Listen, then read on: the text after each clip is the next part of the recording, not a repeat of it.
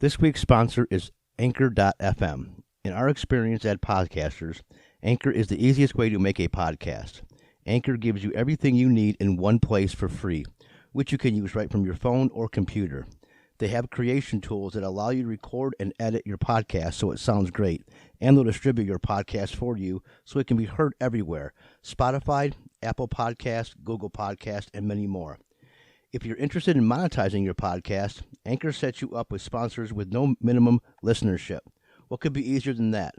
Download the Anchor app or go to anchor.fm to get started.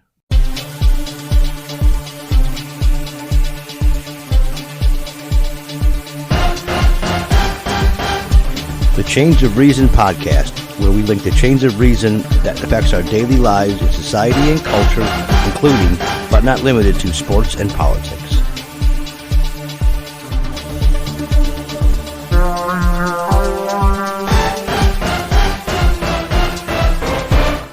Welcome back to the Chains of Reason podcast from our long holiday break.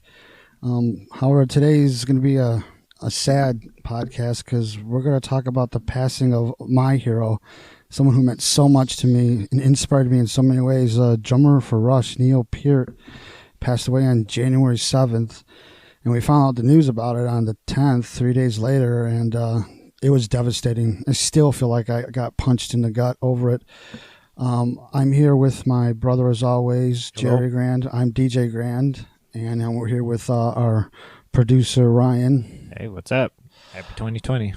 You too. Too bad this decade didn't start out on a better note. Yeah.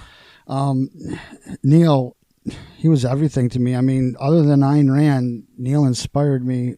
He was the most inspiring person to me. He just showed me, I mean, young growing up, when I was first getting into Rush, he showed me that it was okay to be a reader, to be an intellectual, because I read when I was a kid. I got teased for it, so I stopped reading. And then Neil showed me, he demonstrated to me in no uncertain terms that that was okay. In fact, it was cool to do that, and I got back into reading. He got me into Ayn Rand, which got me into philosophy. I mean, Neil, I guess he was like my gateway drug to philosophy. If it wasn't for him in 2112, I know my life would be empty. It'd be so much different. And today I just want to talk about Neil and what it means to each of us. So, Jerry, anything to say? Well, going through high school, I mean, that was the band and Neil and his drums. I mean, how many times we got in arguments over who the greatest drummer was. And like you said, just to see him reading a book that wasn't like any other drummer at that time, that you would see him do that. So even not just at that time. I mean, I don't even know any rock star period that reads like he did. Definitely came across as the intellect. And then when you heard him speak, you've seen it, but he was so shy at the same time, which made him very unique and private, which is why it kind of makes sense how we didn't know until January 12th. But yeah, it definitely the shadow crosses the heart, when this happens, and it's going to take a while to heal because, yeah, this guy, before he passed, he was an icon. So to lose him, it's devastating. Oh, yeah, and I feel like I lost a family member. I mean, this one hurts. It really does. Like I said earlier, I still feel like I got that pit in my stomach just thinking about it. And I'm glad that on my Twitter feed blew up and I got to see that he had so much respect from not just the musical world, because even Mike Piazza tweeted his condolences. I mean, a lot in the music world, too. Even Richard Marx. I mean, he's a totally different genre, but yet he acknowledged Neil. I mean, there's so many. The Anthrax guitarist, the drummer and guitarist for Metallica, Gene Simmons, Paul Stanley, and Flea. What? Flea. Well, Flea from the Red Hot Chili Peppers. Yeah, that was Flea. Well, so did Chad Smith, their drummer. He also did. I always knew he was a Rush fan.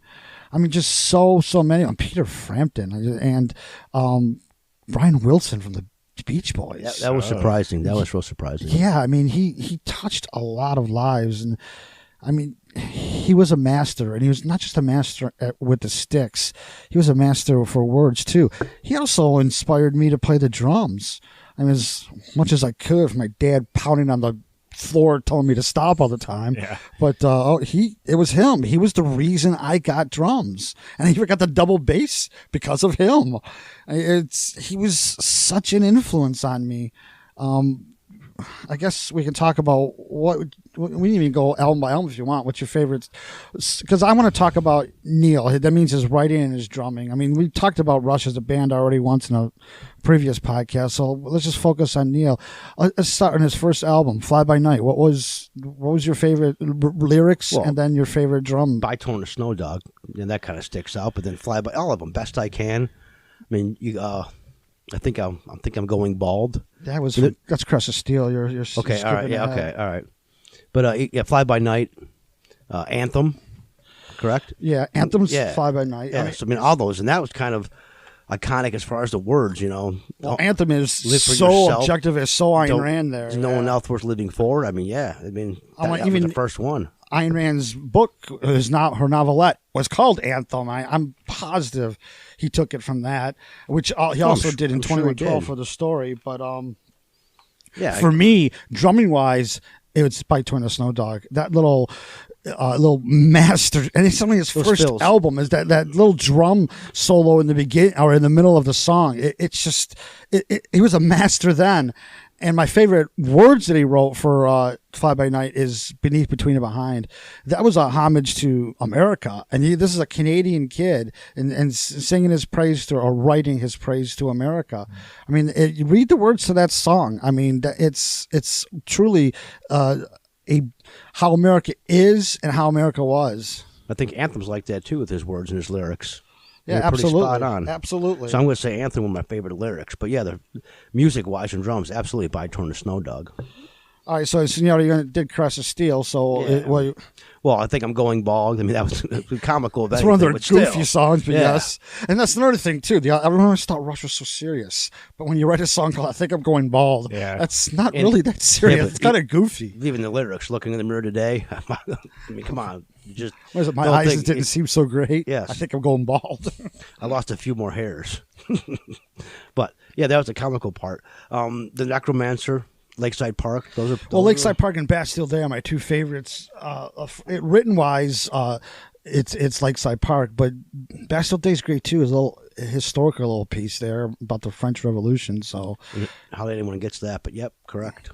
And as far as drumming wise, I'd have to go with because Lakeside Park is good, but it's kind of slow. So I'd have to go with Bastille Day for drumming wise. Absolutely, I agree. So let's go to the next album, 2112. What's your favorite drums, and then the beginning of 2112 itself, the end of it, but then all those the side B songs, Passion to Bangkok, Lessons, all those. Lyrics. So this is for drummings or lyrics now? Which one? Well, the lyrics go for the second side B, but the drumming, the beginning of the overture, and then the grand finale, those are just phenomenal. Well, drumming wise, it's 2112. Lyric wise, it's 2112. But I have to say, back in the day when I used to smoke weed a long time ago, Passion to Bangkok. It's hilarious. I mean, the first time I saw an actual intellectual song about smoking weed, it's basically a fantasy about traveling to different parts in the world. Our first stop is in Bogota to check Colombian fields. Sampling the yield. Yeah, and it's all about sampling. And then you also had hash because we're talking about smoke brings fill the air. And the fragrance of Afghanistan. Rewards a long day's toil. I mean, that's great. I had no idea. Yeah.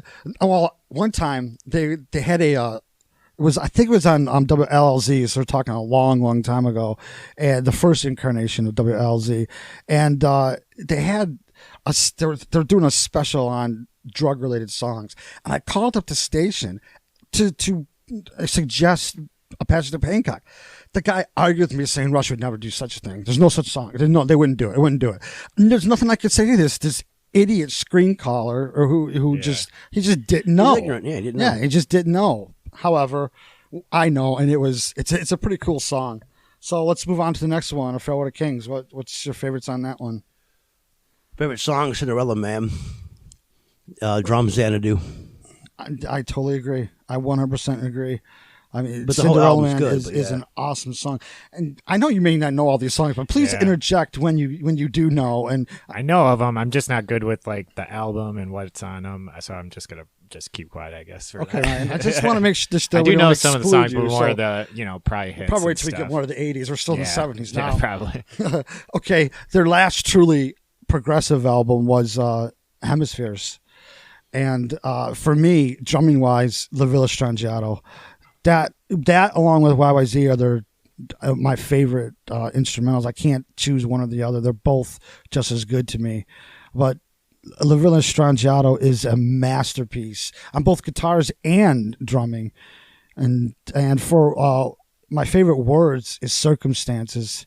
And that's basically, I mean, the words of a boy alone so far from home, endless rooftops from my window. He's talking about his days when he was in England and the loneliness he felt and the circumstances of life. And the ending of the words in that is just awesome too. Jerry? The trees, I always like to, how you put it in chopping the forest and the union and the maples against everybody else and hogging up the sunlight from the oaks. Well, it's a good allegory. It truly is. No. And especially at the very end, the way, and the trees are all kept equal by hatchet, axe, and saw. Cut them all down. And that's what the union does. Yeah, that's basically what it is. That's what I like. Those are great lyrics. But the first side, I mean, the whole Cygnus X, Book 2 would be book yeah. 2, yeah. That's a great song too. Incredible. It absolutely is. That whole album is great. I don't know. We're going to go along in all of these, and every song. I mean, until we get to there's only a couple. Until we get to Hold Your Fire with Tyshawn. I mean, other than that, I all these albums are just every song is good on it. Yep. But the ones that stand out to me is the one I want to talk about now. So, and I agree with you. The Trees is a great song too, but I just like La Villa Strangiato better as far as drumming goes. How about Permanent Waves? Well, this is where they didn't change, but this is when they really got their groove and they became the modern rush. Yeah, they started headlining. But Free Will, Natural. I mean, I think they started headlining in Hemispheres, but okay. But there's a good example of every single song on that album. You just listen to it time and time again. Oh, from Spirit of Permanent Radio, Waves, absolutely. Free Will, Natural Science. You turn over to Jacob's Ladder, Entre Nous. I mean, come on, every single one of them. So that's kind of hard there. But Entre Nous was a pretty... And you left out the really good one, Natural Science. Wait, no, I said Natural Science. Did you say it? Oh, I'm sorry. But Entre Nous with the words, that was a love song, but yet trying to say that they weren't, really, they got to go there. It is a love song, but it's saying that you don't have to be connected every single time, that the spaces in between leave room for us to grow. It was pretty awesome how he wrote that. Yes, and I totally agree with that. You don't need to be just mirror images of each other in love. But every single song, the drumming was phenomenal. Every single song. Through the radio. I mean, even that one video gentleman on YouTube. That was one of the reaction videos. Yeah, yes. I mean, come on, that was just incredible. Words wise, my favorite song has to be Free Will. I mean, that is the actually embodiment of the objectivist ethics. And even though he kind of, and I'll try and talk about this later, he kind of backed away from Ayn Rand and objectivism later in his life. And that's when I started to deviate with him a little philosophically, but still admired him. You cannot deny that free will is the objectivist ethics. It's 100% pure objectivism. And as far as drumming goes, both Free Will and Spirit of Radio is awesome. I mean, he just, once again, he showed he was the master. Well, he drove the band.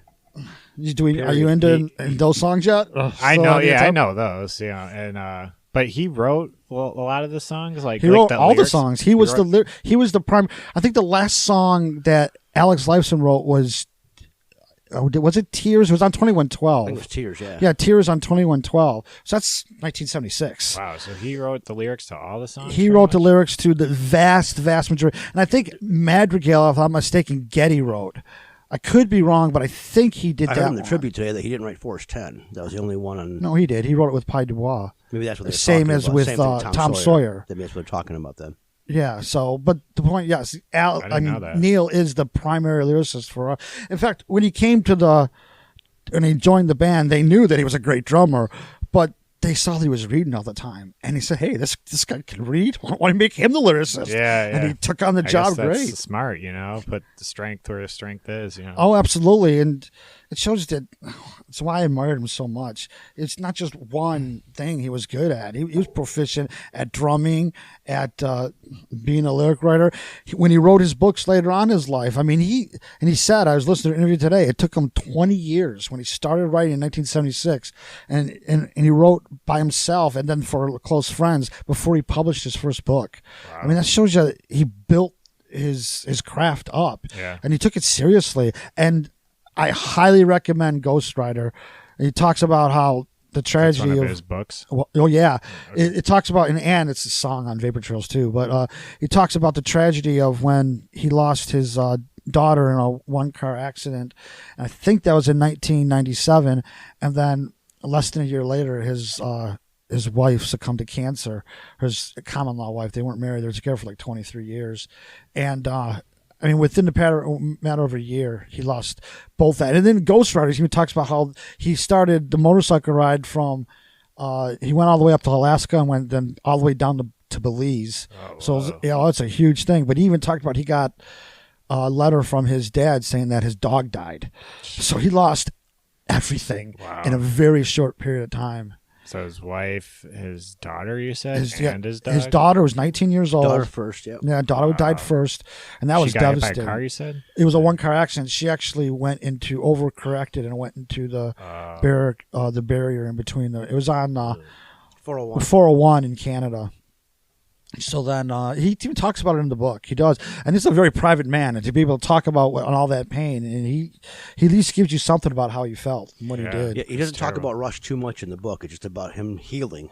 Yeah. Yeah, I highly recommend it. It's a read. great book, and actually, it's a bummer through most of it, but it ends up being a pretty good ending. So if you can read it, pick it up, please do. It's a great book. It's called Ghost Riders. I think the subtitle is Traveling on the Healing Road. I could be wrong about that, but I think that's what it is. Well, that's where like most good art comes from anyways. Not saying you want anything like this to happen to people, but it's like for people that can go through these traumatic things in their life and not just give up. It's just, shows what kind of person that is. Oh, I agree. And to use it in like making something like music or, obviously with, Rush and stuff or books and writing and all that. Well, in a way, he did give up for a short period of time, and I would have too. He told Rush at the time, in fact, at his daughter's funeral, he said, consider me retired. And I think this was in 1997. And then he had to heal. And I don't blame him. He should have done that in order to heal. He had to move and go. And then he finally falls in love again, and that's what. If it wasn't for him finding his new wife and falling in love again, I don't think there would ever have been Rush again. Yeah, and that Vapor Trails tour, that was my favorite tour. I saw him 6 times. I saw him in Buffalo, New York. Saw him in Virginia Beach. A couple times in Detroit. Saw him a total of 6 times that tour, and it was the greatest. It was literally the greatest tour that I. Was that like the first time you were seeing them? Like no. The first time I saw them was in 1982 for Signals. Okay, all right. And in fact, I'm sure you mentioned that in the Rush episode. So. I'm sure I did, but it doesn't matter. New people could be listening, and that's also the first time I tasted whiskey. I was way too young to, and I was on that whiskey buzz, and going up the stairs of Joe Louis Arena was a true adventure on a whiskey buzz for the first time. It's like climbing a mountain. Yeah, yeah, basically it was.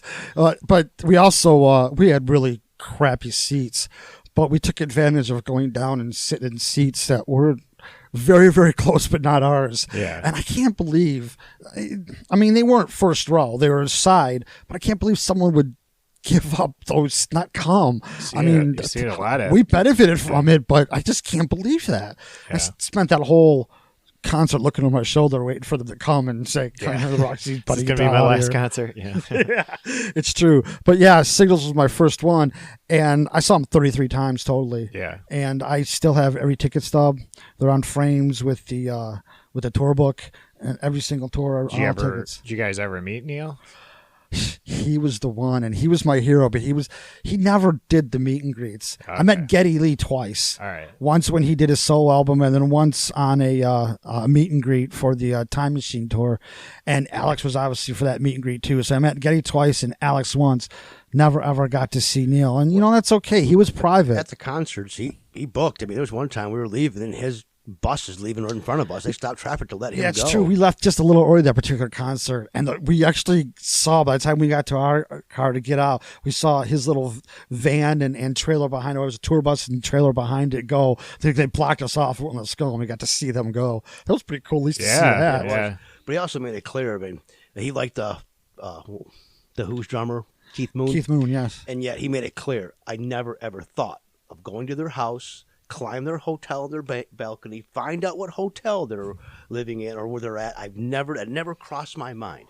So when fans did that to him, and they did, he didn't know how to handle it. He was very, very, when I say private, I'm not doing it justice to say how private this guy was. Yeah, I didn't know all that stuff too, and him leaving early. I mean, that makes a lot of sense now. It's funny that someone is that, like, has that in them, that they don't want anybody to know anything, and but they're in this huge famous band. Well, that's true, and it's such an oxymoron. You cannot over exaggerate that. He literally, after the last cymbal crash, ran from the drum set to his tour bus, straight to it. There's even films of him running to the tour bus and just getting the hell out of there. I mean, and you know what? I don't blame him. He didn't like that rock star life. He wanted a private life. He was a rock star. Yeah, but he didn't know how to handle that. There's irony. Yeah. Well, the accolades. You could not give him a compliment. The interview just coming over here before the podcast, he opened it up by saying, I got Neil Peart here, but I cannot give him any accolades because he'll squirm in his seat, so I'm going to do my best not to praise this guy. And I'm just going to talk to him, and he did. So he was real, I mean, just private. Again, here we go, private, but he came to himself. Yeah. He just did not want to give it to anyone, which I completely understand. I wonder if he liked the drums because it made so much noise. It would, like, shut up whatever's in his head, you know? I don't know. That's just speculation. Well, he started piano lessons, but then he started hitting everything in the house. And I think he was 13 when his parents said, fine, we're going to just get him a drum set. And that was the beginning. A good friend of mine who's a big Rush fan too, he's really good at piano, and he also plays drums as well. I know he was, really devastated when the news came with all this, but it is funny how those two, like, coincide, like piano and drums. I think they're both mathematical. Yeah. I really do. And Neil even described his drum solos as doing a complex mathematical equation while running a marathon. Yeah, it's hard. I mean, you said you played and stuff. I mean, it's like... Oh, it's incredibly hard. Yeah, it looks easy because he makes it look easy, but it's incredibly hard because it's not beating the drums. Yeah. There's the difference. Most people will sit behind it, will beat the drums. Yeah. No, you need to play the drums, and playing comes using your wrists, not your forearms, not your whole arms, but it's just your wrists. And that, if you watch Neil, and there's plenty of videos, you can see him doing it. He is a master. It's all in his wrists. Yeah. I mean, and it's endurance too. But the thing is, I've also seen Neil play with one time with his legs and a different time with his arms. That is so hard to do. It's almost like this guy had two brains. Yep. I mean, it's just so incredibly hard to do, and he pulled it off. And he pulled it off masterfully. You see him hit the snare with his left foot when you're trying to figure out how's he doing that, and then you see his left foot doing it while he's doing all this other stuff with his arms. And then his bass with his right foot. It's incredible. Yeah. Yeah, and also what allowed him to do that was technology, and he was a master at electronic drums too. That's still like another thing you have to be paying it, even if it is like, whatever those are called, like pedals and stuff like that. It's just, you have to be conscious of that tempo and that thing, like. Oh, absolutely. Like, even if it's like a something that's just automatically playing, it's like you got to pay attention to that while you're doing this. Tap your, just hurts my head thinking about it. Oh, it is, and he was able to do it. Now, when I play the drums, when I understood the concept that your foot and your arms or your wrist were not two different things. Yeah, you were playing one thing. Just it happens to be one is a beat, another is a slow 1, 2, 3, 4, another may be a double beat, but it's all the same thing. And once you incorporate into the same thing, it becomes a little easier. Yeah, it's still difficult, but with time you can learn it. Remember that one time he played on David Letterman? You could see him counting. Oh, absolutely. Counting is everything. I mean, the whole point. And I wish I would have brought this up during our Christmas song episode, because the little drummer boy, where it says the camels kept time. What the hell is the drummer boy doing then? Yeah. That's his job. Yeah. But the point of drumming is keeping the time. Sure. And that's the counting. I mean, that comes with the counting and keeping the time. So I guess we can move to the next album. We stopped at Permanent Wave. So what about Moving Pictures? Now, you've got to know Moving Pictures, Ryan. I know that one, yeah. All right. So, Jerry? Well, this gets into probably one of my favorite all-time songs, Red Barchetta. Well, that is my favorite. Absolutely. The drums for every single song, the camera eye. I mean, Limelight, he writes about his actual take on the whole Limelight thing and how Stardom. he handles it, how to handle it and how the others perceive it's handled. But so again, the whole album, every single song was great, and then Witch Hunt with Max Webster was kind of incredible. So there's a lot of treats in there. That was not Max Webster. You're thinking about why is it? it's escaping me now. But Max Webster was on a different album. Battle Scars. Yeah, Battle Scar. That was on the Max Webster album. That's right. But Max Webster did help out on the vocals, the whole band, the yelling of was it the crowd? That was in Witch Hunt, and that wasn't Max Webster that did that. So I think that was everyone that was in the studio. They got him outside and just had him yell as if they were a crowd. I thought part of Max Webster. Okay, and so my favorite lyric wise is Red Barchetta. I think he wrote a masterpiece with that song. But drumming wise, YYZ. Yeah, I know that was tough. Yeah, it's so, and that's a complex song to play, and he does it masterfully. I mean, he was the master. What about you, Ryan? Since we're into something so yeah. I mean, I do like YYZ a lot, and Limelight's a great song as well. Tom Sawyer. No, I made that joke on the last one, but Tom Sawyer is still a good song, even by itself. It is a fun. It's just as most people, that's the only thing they go to when they hear about Rush. It's their anthem. So. Yeah, I would say YYZ and Limelight just because they're the ones I can just go to and think about and actually hear it. So. Yeah. The whole album is good, but you made good choices. Yes. So let's move on to Signals and my first concert with them. What's your favorite drum song in that one, and then your favorite lyric song? Well, drum song. Just, Digital Man, Countdown, again, Analog Kid.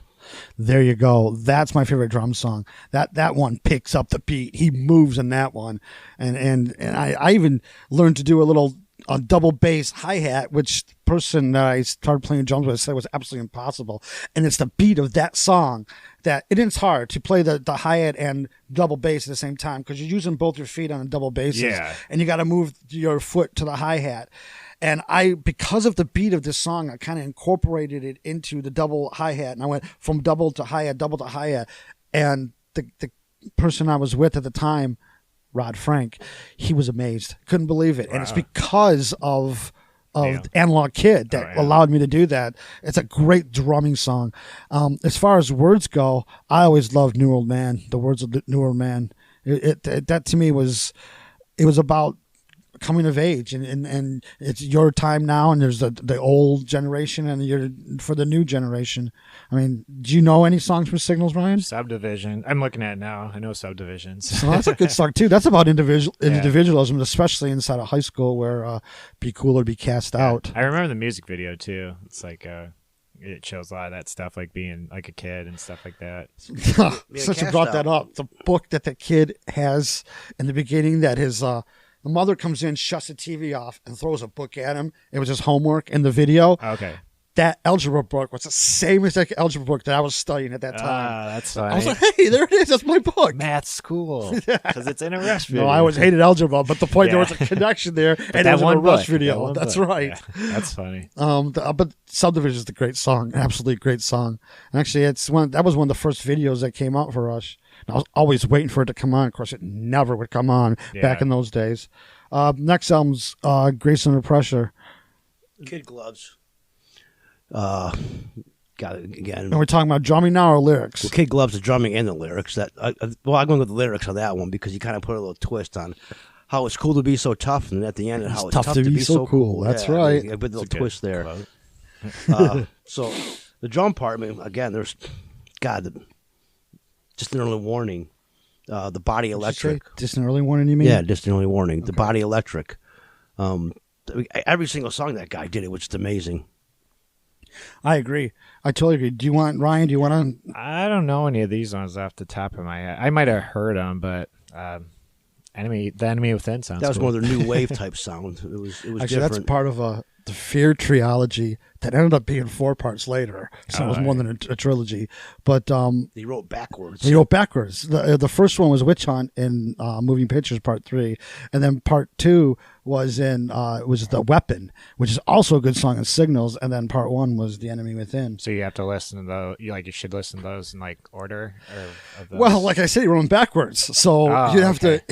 If you really want to do it in order, you'd have to have Enemy Within first, because that's Part 1, and then Part 2 is The Weapon on Signals, and then 81's Moving Pictures had The Witch Hunt.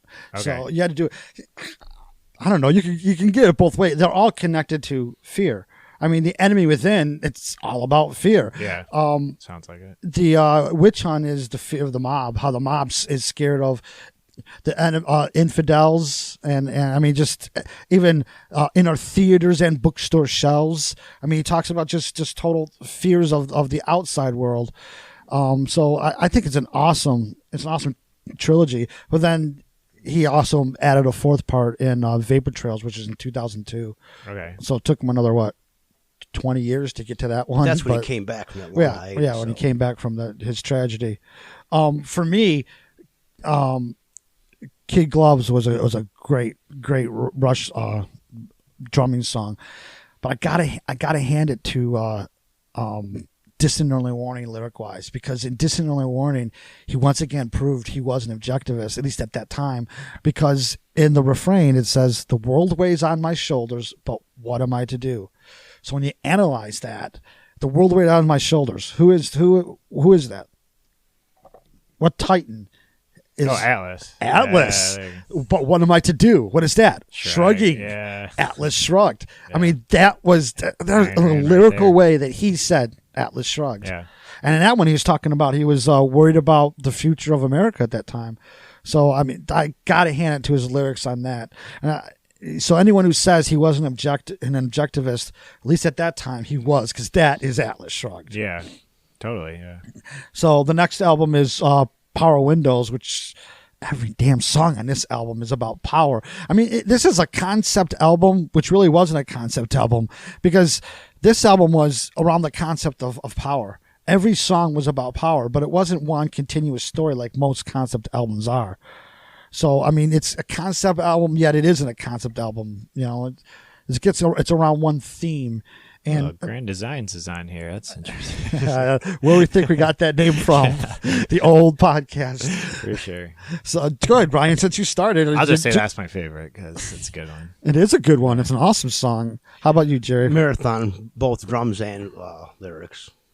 It's amazing. I agree. It's a great song. My favorite lyric song is Territories.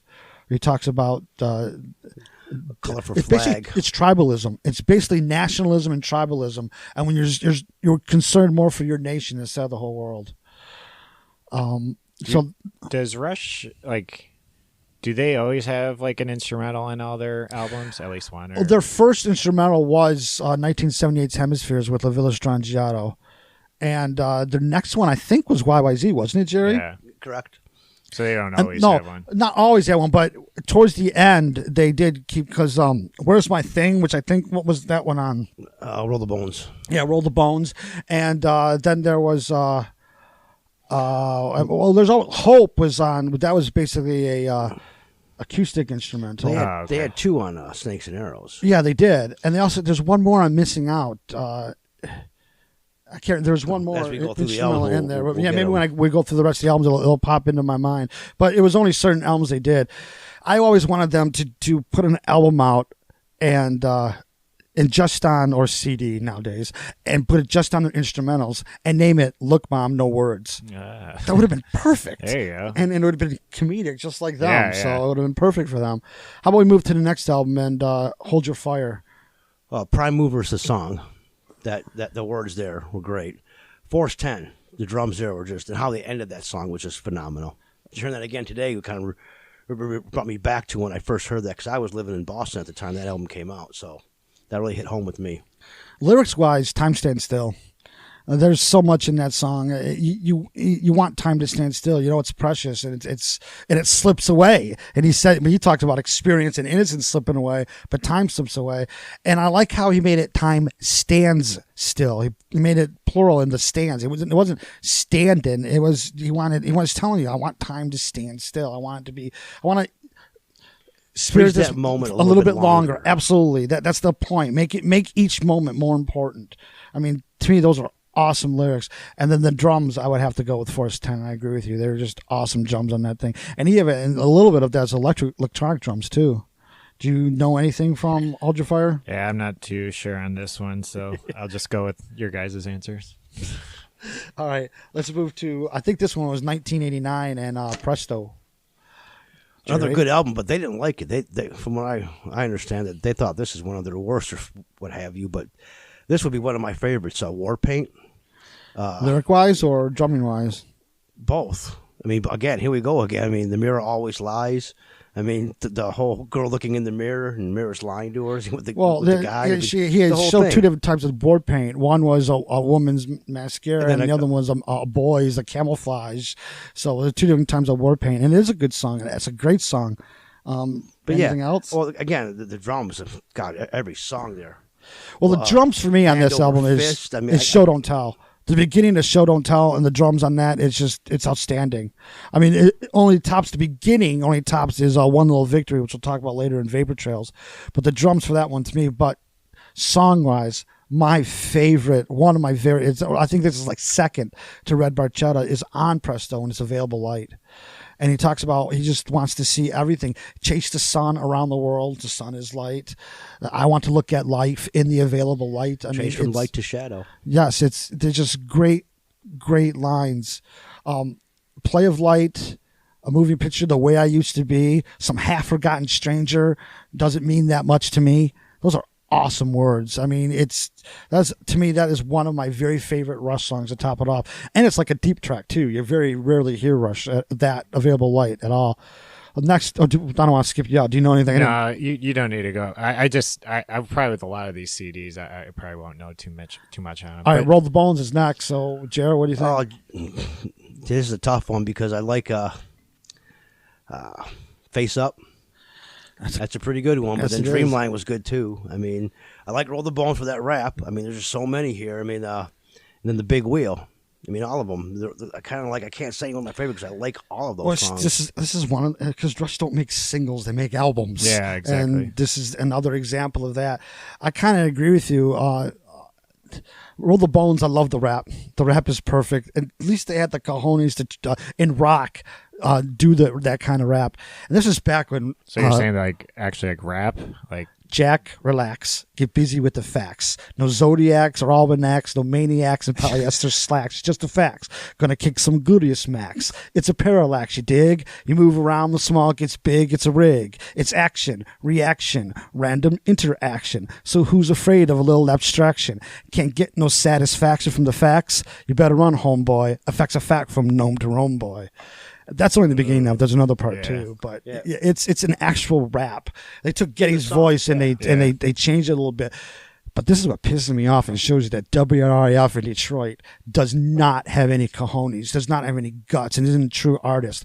When they played Roll the Bones, they blocked out that rap. What? They wouldn't play it. Now today they play a whole bunch of merging rap and rock. Yeah. All the time I hear it. Back then they blocked out Rush's Roll the Bones and the rap in it. Yeah, rap wasn't really popular. But this is back when it wasn't really popular. It was just starting. That's no excuse. That's no excuse. No, I completely agree. Especially in the later years, they say, "Oh, it's okay to have a rap rock fusion now," but no, Rush can't do that. No. Those people hated rap when it first came out. This is back when Run DMC was just starting. Period. It wasn't accepted. So that's what the programmers were doing. Well, if I'm not mistaken, didn't RIF play the Walk This Way? Yeah. That was okay. That rap rock fusion, fine. But Rush does it? No, we can't play that. Come on, back in the day, though, they never even played Rush. I mean, they were hated. So. It's one of the reasons I stopped listening to WRIF is because of that. Plus, you never heard them on the radio, so that's why I never. And then when they do, they cut them out. I mean, that was wrong. Yeah. It was wrong. I don't like when radio does that. Yeah, they censor others. I don't think they have the. Don't play it at all if you're not gonna play the whole thing. True, I agree. So let's move on to Counterparts. Everyday Glory, as far as works. I mean, that just I totally agree with you. It breaks my heart every time I hear this song. But that one line that he wrote, "The city of desperation, where drives the poor to extreme." That's just incredible because that is so true. Not just the poor, desperation drives people to extreme. Now, he said poor, but still, that really hit home with me when that came out. But then the first track, was it Counterparts? Not Counterparts. Animate. That drumming there was incredible. I agree. Animate. And with Everyday Glory, if the future's looking dark, we're the ones that have to shine. If there's no one in control, we're the ones that draw the line. Though we live in trying times, we're the ones that have to try. And though we know that time has wings, we're the ones that have to fly. There are hardly any better lyrics than that right there. Yep. I mean, that's Everyday Glory. listen to that song. It is an awesome song, both lyrically and drumming wise and musically all together. Yeah. Then came Test for Echo. Well, this one I'm going to pick just because of my girls, my daughters. They just love Totem. And you named your dog after it. nonstop, wanted to play Totem all the time. However, dance around my totem pole. Yeah, but the first Test for Echo, that was just an awesome. It was about O.J. Simpson too. Part of that trial. Yeah, there's more like the mentality of what the world, of the country was going through. They were so focused on that trial and everything. But my favorite song though was "Time in Motion." I mean, I got lucky one year in Cleveland when we seen them. I forget what song it malfunctioned, but because it malfunctioned, they played "Time in Motion" in place. Otherwise, I would have never seen that song. So that was pretty appreciative and pretty rare. That was pretty cool. Yes, and that was the first time we saw Rush outside of Detroit too, and that was an awesome concert. Driven, that is without my favorite song on that album. Driven, Neil hit the words very again. Complicated too. Oh yeah, driven to the edge of a deep dark hole. It's the way I feel right now with what happened to Neil. I mean, it's a great song, and you're right. Test for Echo musically, I think is pretty stellar. So that's right after that's when that Neil's tragedy happened to his family, and then they took a 5-year break, and then they came back for Vapor Trails. And what's your favorites on Vapor Trails? Well, Earthshine, of course. Yeah, I mean, I'm not, but again, Freeze. Now, is that lyrics or drums? Lyrics, but the drums are pretty. I mean, the music was pretty good. The drums, again, here we go again. One Little Victory. Those drums are pretty how it started out. So I'm going to go drums, One Little Victory, but the lyrics, I'm going to go Earthshine. I agree with you with drums. One Little Victory is an awesome and very, very hard to do. He's doing beats on different and I'm also drums like, on that, it was pretty cool. I think it was in Virginia Beach, and we saw when he was starting his little warm up, and Alex's guitar wouldn't work, and to see him stop dead into it, and let him change guitars and pick back up again. No, not many people got seen that. That was pretty cool. Where they made a mistake, the guitar wouldn't work, and to see them go through that and kind of make like it never even happened, it's pretty amazing. I saw him in this tour in Darien Lake, which is basically Buffalo, New York, and they came out, they're getting ready to start, and they play their video, and the video basically counts down at the end of it to get them into their first song, and Alex's guitar monitor snapped in two. And I was in the 8th row, and I literally saw him pick it up, look at his tech, and say, "It's broken." And he worded it. And so Neil and Geddy had to sit there and play a little until they kind of fixed it. And then Neil counted off on the hi-hat, and then they started. If I'm not mistaken, I think Tom Sawyer was the beginning of the song, but I could be wrong on that. But that shows me exactly they could improvise just for a little bit when they need to. Professionals. Yeah. Yes, absolutely. But I totally agree. One Little Victory is the best drumming song, and it's a great reintroduction that rushes back, and it really proved that they were, especially those opening drummings. As far as the lyric goes, I'm going to read you my favorite lyrics at the end of this because it's so haunting about what happened to Neil, and it means so much to me. Right before we close out, I want to read those lyrics, and it's Vapor Trail. I also love how it is, too, but Vapor Trails, it's Vapor Trail. The album's Vapor Trails, but the one song is singular, Vapor Trail. So now we have one of my least favorite albums, but I think we should still acknowledge it, the EP where they did nothing but covers. Yeah, and I can't really say your favorite because, it's not one that kind of... Yeah, well, I have a covers. favorite. See, before Rush would never do covers. Yeah, and then they're kind of like feel all nostalgialistic. So they said, okay, let's go back and do the things that influenced us. And at least they did it with their own flavor, and they did it good too. Yeah. I mean, I got to Crossroads, I guess, but I really didn't pay attention much to that. Well, I really loved the Who song they did, The Seeker. I mean, they really, really did a good job on that. Putting their little twist on it, yeah. It is fun hearing bands do, like, especially if they like it or something like that. It's just, it can make you like a song you never really knew or you don't like or something. Well, in the case of Rush, see, because Heart Full of Soul, they did that in this album, and then I went and heard the original. Compared to, I'm not saying the original sucked on its own, but compared to Rush, it sucked. Just I couldn't. Yeah, I couldn't you're listen like, anymore. I wouldn't have gotten into that song if I heard that version. Yes, exactly. Yardbirds. I think it was the Yardbirds. Jimmy Page in that band? At one time, whether it was at that time, I'm not sure. Okay. But "Heart Full of Soul" was the song I'm talking about, and I'm not saying it. Like I said, it was a bad song. It's just compared to Rush, I just can't listen to it. Yes, he was in the band. Yeah, he was at one time, No, but whether it was that at song. that, he was. Could Yes, been. he was. Great. I don't deny that. Okay, next is their, I see is their anti-religious song or album, their CD, Snakes and Arrows. But in this one here, Malignant Narcissism. There's the, I knew it'd come up with it. That's the instrumental I forgot about. But see, that's the one where Getty was just messing around with the bass. Because Alex was having his troubles. But the producer was like, that's got to be an instrumental. It's like, we already got one. So what? Why can't you have two? Yes. And the next thing you know, Neil comes in, they do a little thing, and while Alex is out playing with his planes, they've got this thing already written for when he comes in. He just gets into it. That's my favorite. And then the other instrumental, the title is leaving me right now. I don't know which one you're talking about. On Snakes and Arrows. Snakes and Arrows, isn't it Hope? That's the other instrumental? No, it's not. No. I got to look up the songs now because, no, there was a pretty long one. Oh, the Main Monkey Business. Yeah, there you go. See? Yeah. I can't believe it's slipping. My mind. No, my mind. It's slipping. Yes, the Main Monkey Business is a great instrumental. Yeah. It's an awesome instrumental. So those two there, really. And then Far Cry was good, but those two instrumentals really stuck home. I listened to those nonstop in Puerto Rico because that's when I was in Puerto Rico when the album came out. That's what I remember from it. I mean, think about that name too, the Main Monkey Business. That shows you their comedic side too. Yeah. I mean, that's pretty good, and it's a great instrumental. For me, I love Far Cry. I love how it lashes at religion. And what's the next one? Armor and Armor and Sword. I think Armor and Sword. That's really which is where the Snakes and Arrow lines come from. That's another good lashing at religion song. I mean, there's a couple of them. Even the next song after, you have to bring it up. My mind is so slipping. Yeah, I know. What's Spindrift? Yes. That's also a anti-religion song. And the Larger Bowl wasn't bad either. Larger Bowl's a great song. Yeah, so again, another album where they were all good. Well, he took the lyrics in Larger Bowl and he kind of, the first line became the last line in the song, and he would shift out one line to the second line and the third. All the verses in the song. I mean, you read it; it's really a masterpiece. And Neil even said it took him a while to bring that song to the band because he didn't think that they would go for it. Yeah, it shows you how much Getty and Alex are willing to do what Neil wanted. Well, this is what number album? What it's like the I don't even know by number now because we're on almost last one. How many they have? 14. So if that 14, this is 13. Hold Your Fire was 12. Yeah, that's a lot of albums under your belt. So so Hold Your Fire is 12. So we got 12, 13, 14, 15, 16. If you want to count, I would 16 then.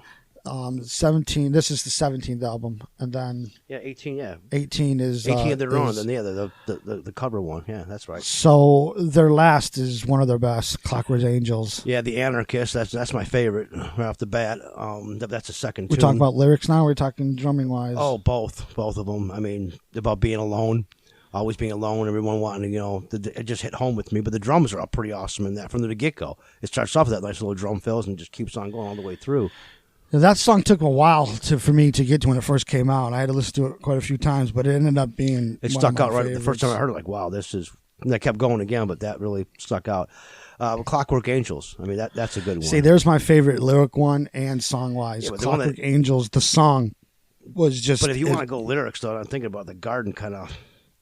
It talks about raising your family, and all you're absolutely right. So I mean, no, you're absolutely right. The Garden, lyrically wise, I think I stand corrected. The Garden is better, and it's so touching that I tried listening to it yesterday after I got halfway through it, and I was going to bawl my eyes out. I couldn't do it anymore. I highly recommend listening to the Garden. Especially how he puts the clockmaker's got time of his sleeves. And the measure of a life is a measure of love and respect. Yeah. So hard to earn, so easily burned.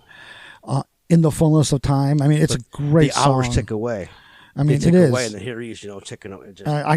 If you read that song or you listen to that song, I challenge you to get through it without being emotionally moved. Well, you will. And it's their very, very last song. Their very last one they put out. It's a great song. It is lyrically wise. It truly is. Are we still under an hour? I lost track of time. No, you're good.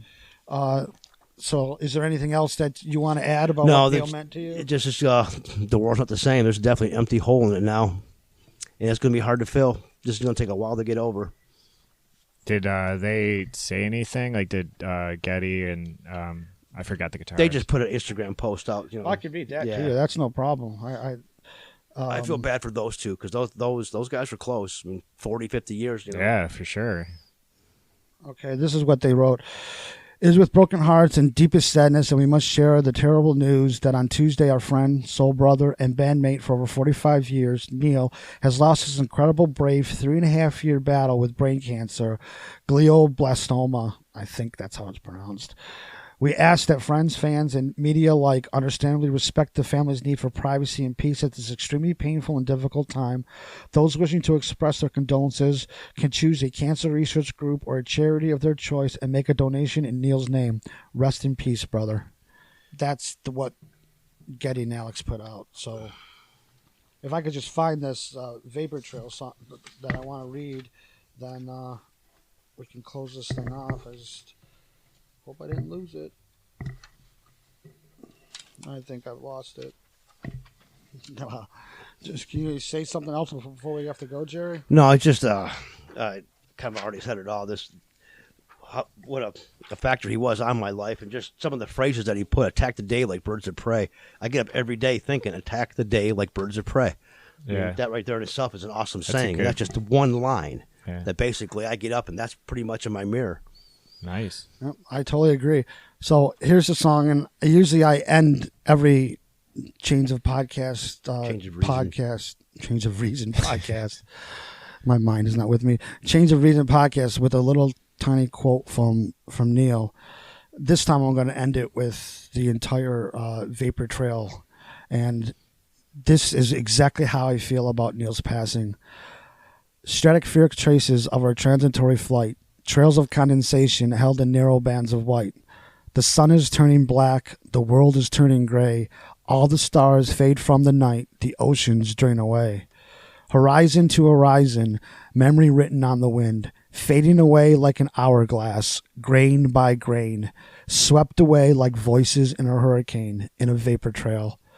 Atmospheric phases make the transitory last, vaporize the memories that freeze the fading past, silence all the songbirds, stilled by the killing frost, the forest burned to ashes, everything is lost, washed away like footprints in the rain. That is how I feel about Neil's passing. Says it all. Says it all. Those are his words. I hope you guys like this episode, and we'll see you next time on the Chains of Reason podcast. Good day.